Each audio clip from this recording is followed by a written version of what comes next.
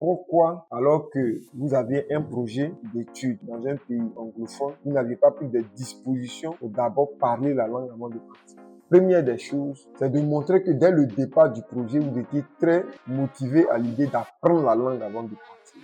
Vous vous êtes rendu compte, après quelques semaines de cours, il est plus difficile lorsqu'on est déjà un professionnel occupé et qu'on est dans un environnement où la langue n'est pas parlée, de pouvoir apprendre efficacement. Donc cela vous amène à la conclusion qu'il est préférable, au lieu de pouvoir perdre du temps, de partir et commencer une année de langue. Là, vous êtes totalement en immersion, vous êtes dans un environnement totalement anglophone et donc ça va faciliter l'apprentissage et la compréhension de la langue. Vous savez, la personne avec laquelle vous allez échanger, c'est quelqu'un qui a une expérience en ce qui concerne les entretiens, la discussion avec d'autres personnes. Il faut vraiment répondre avec beaucoup de tact et ne pas donner l'impression que tu veux faire comprendre quelque chose dont la personne est sûre que c'est pas vrai. Donc vous, ce que vous devez faire, c'est de parler des besoins dans votre pays et de l'utilité d'aller vous faire former. S'il se trouve qu'on vous pose la question de savoir est-ce que vous comptez travailler aux États-Unis, elle vous donne la latitude de dire que est-ce que vous comptez revenir.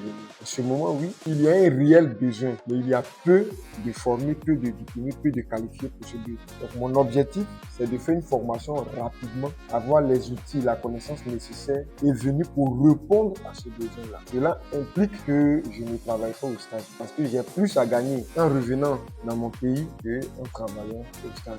Parce qu'en tout état de cause, mon pays a plus besoin des diplômés que les diplômés. Ton plan d'études, c'est le fait que après ta graduation, que tu aies une expérience pratique de 1 à 2 années. Cela te donnera en tout cas tous les outils dont tu as besoin, tout le nécessaire en ce qui concerne ta formation pour revenir dans ton pays. Donc ça, c'est ton plan d'études. Donc si tu as envie d'avoir une expérience professionnelle, on ne va pas te l'empêcher. Mais l'objectif de tout ça, c'est que tu reviennes pour être utile à ton pays. J'ai demandé que vous me parliez de l'économie de la santé. Quand on pose la question, il faut que tu écoutes la question pour répondre à la question.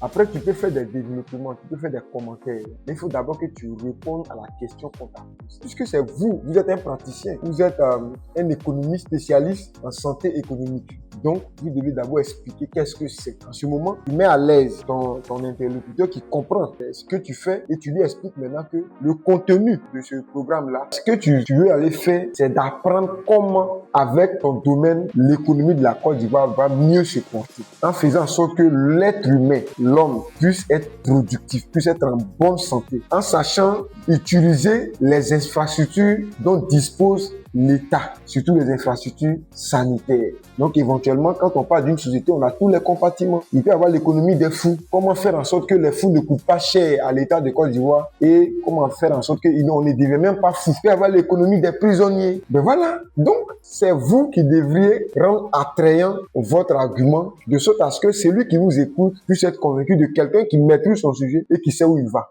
Si vous ne pouvez pas le faire, pourquoi devrions croire à votre projet? C'est ça la réalité. Quel est le plan de la réalisation de votre projet d'études?